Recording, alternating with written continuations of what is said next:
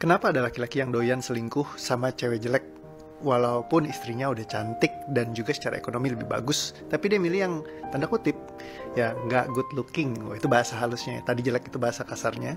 Ya kenapa dia pilih yang seperti itu? Nah basically sih kalau dari Pak Tung Desem Waringin pernah ceritain tentang hal ini. Jadi yang paling banyak itu adalah saat perempuan berubah menjadi laki-laki. Ya itu role yang udah berubah kata dia. Jadi seringkali energinya itu energi cowok. Jadi kayak di rumah misalkan lebih kasar, terus lebih nuntut, lebih maki-maki misalnya. Apalagi kalau misalkan kayak suaminya itu dia secara strata mungkin nggak lebih tinggi dari istrinya. Nah makanya banyak banget yang bilang jangan sampai nyari pasangan yang kalau istrinya tuh lebih sukses, lebih apa, karena biasanya kan nanti bisa sombong katanya gitu. Nah memang banyak kasus kayak gini, ketika mereka lebih sukses, lebih kaya, terus mereka lebih sombong dan lakinya sering diinjak. Misalnya penghasilannya nggak sebagus itu, jadi kayak dipandang rendah. Nah laki-lakinya juga problem kalau minderan. Ada yang biasa aja ketika kayak gitu dia santai, nah bisa tetap fun. Tapi ada yang begitu kayak gitu didengar omongan kanan kiri, wah lu nebeng sama istri lu gitu kan, mau sampai kapan ngumpet di ketiak istri, ya salah satu kenalanku ada yang digituin gitu ya. Nah jadi akhirnya mereka jadi minder. Ya belum lagi sekarang ada istilah mokondo lah segala macem kayak gitu. Jadi kayak bener-bener minder. Ketika minder biasanya mereka masuk dalam mode inersia, jadi takut dan malas ngapa-ngapain. Nah biasa berlindung, banyak hal cara berlindung, misalnya di kecanduan ya, kecanduan kayak main game, kecanduan spiritual misalnya. Ya jadi sibuk untuk exit keluar dari kehidupan nyata, dia jadi nggak coba untuk usaha. Nah padahal sebenarnya Tuhan bilang ya kita perlu berusaha, berupaya juga di atas muka bumi ini supaya nggak cuman just ya kayak diem aja gitu. Apalagi kalau Tuhan itu paling nggak suka orang yang tidak mengembangkan talentanya. Jadi punya dikasih kemampuan sama Tuhan tapi dia diemin aja. Nah itu biasanya akan diambil, bahkan Tuhan bilang itu penjahat kalau misalkan di Bible ya. Nih sorry kalau misalkan yang lain mungkin beda, tapi kalau dari apa keyakinan saya itu malah dibilang penjahat kalau sampai tidak memanfaatkan talenta. Pemalas itu sama dengan penjahat. Jadi itu direct banget dibilangnya. Jadi kalau misalkan sampai males-malesan, nggak berkarya, ngumpet, ya itu masuk mode inersianya, dia freezing. Nah ini sebenarnya ada banyak core traumanya yang harus diberesin supaya dia bisa recover lagi, balik lagi. Nah biasanya kebanyakan istri itu akan di fase seperti ini, nuntut misalnya. Apalagi kalau dia yang jadi provider, orang yang ngasih provide pasangannya gitu ya, kasih support segala macam. Nah ini akan menciptakan jarak yang semakin jauh antara si suami dan si istri. Karena ya yang satu merasa ini kan bukan tanggung jawab gua, kok jadi gua yang jadi tulang punggung, lu seharusnya lu, ya kan gua kan tulang rusuk.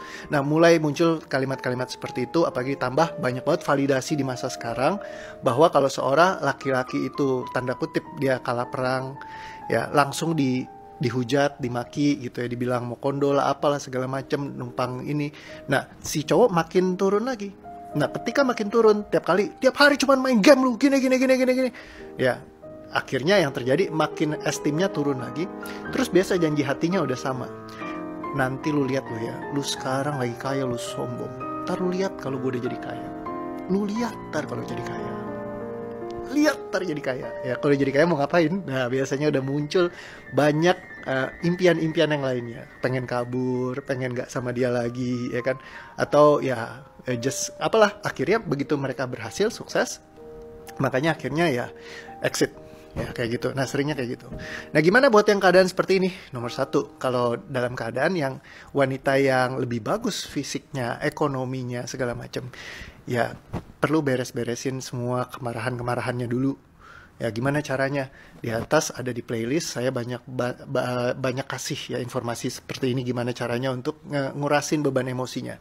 Tapi paling bagus ya memang kalau bisa ketemu langsung. Ya ibaratnya yang sering saya bilang, saya ini dokter bedah. Jadi kalau mau bedah ya mesti dibedah, nggak bisa saya ajarin di YouTube ataupun di TikTok ataupun di Instagram gitu, nggak bisa ya. Nah cuman ya sorry bukannya jualan, tapi memang seperti itu gitu ya. Oke ya. Nah jadi kayak gitu, dan ketika dia bisa mulai menerima, nggak marah-marah lagi ya, jadi lebih santuy. Nah baru bisa mulai memperbaiki hubungan lagi. Ada salah satu kenalan saya yang kayak gitu, suaminya awalnya dimarahin, dimaki-maki karena apa, pas pandemi kemarin ini dia turun banget usahanya sampai dia kena PHK ya, jadi bener-bener nggak bisa ngapa-ngapain nih si suami. Terus istrinya ngomel-ngomel, Ya begini, suami saya nggak nafkahin saya lagi. Sini bilang begitu, si itu bilang gini, harus dinafkahi, gini. Suaminya makin rendah lagi, kayak dimaki-maki terus sama dia. Nah akhirnya datang istrinya ketemu saya bantu untuk beresin gitu pemahamannya segala macam. Abis itu dia ikhlas tuh nerima suaminya.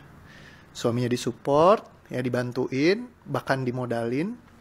Abis itu yang terjadi naik lagi. Suaminya mulai bantu usaha istrinya juga, suaminya juga mulai usaha sendiri juga, akhirnya berdua maju. Ya, kadang-kadang terlalu ribet kayak begini-begini nih. Kita seringkali bicara tentang soal roles antara suami dengan istri. Ketika dia pretelin semua keharusan role-nya ini pakai yang cara tadi itu, ketika dia selesai, ringan, dia bisa mulai terima suaminya, dia bisa bantuin suaminya. Sehingga suaminya tuh jadi ingat, ketika lagi jatuh, istrinya tuh nolongin. Dan ketika dia kayak gitu, dia akan nyatet tuh di bawah sadar dia. Saya pernah satu kejadian di saat saya lagi benar-benar lagi terpuruk banget. Terus istri saya bilang, "Nih saya ada uang 75 juta, kamu pakai aja." Itu saya ingat seumur hidup saya.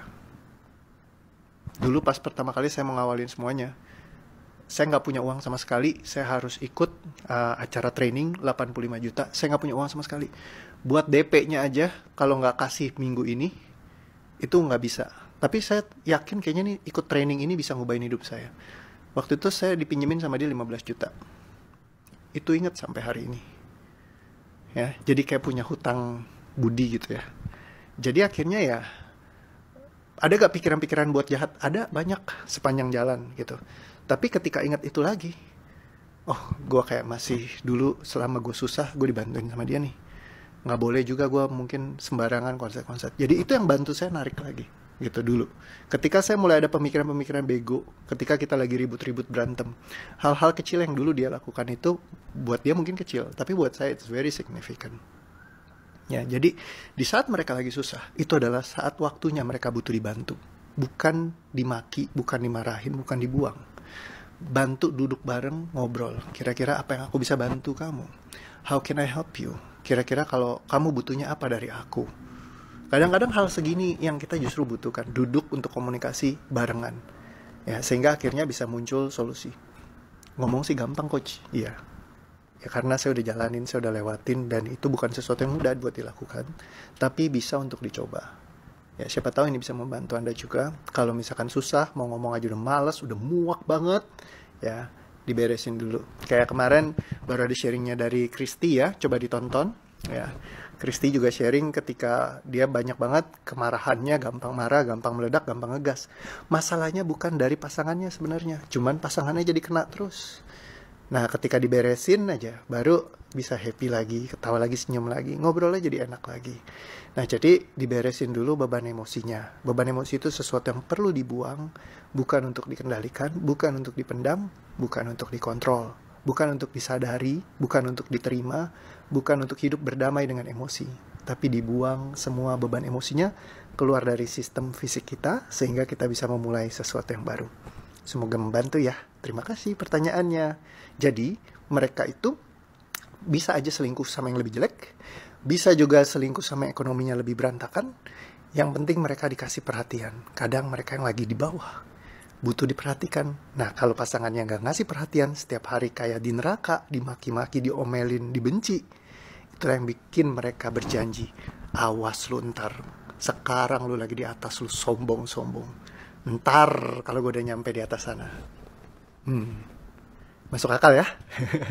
Jadi kalau misalkan pengen, ayo Min, kira-kira apa yang bisa aku bantu? Kira-kira gimana sih supaya kita bisa sama-sama maju? Jangan ditinggalin. Ya, kayak gitu. Oke, semoga menjawab ya. Thank you.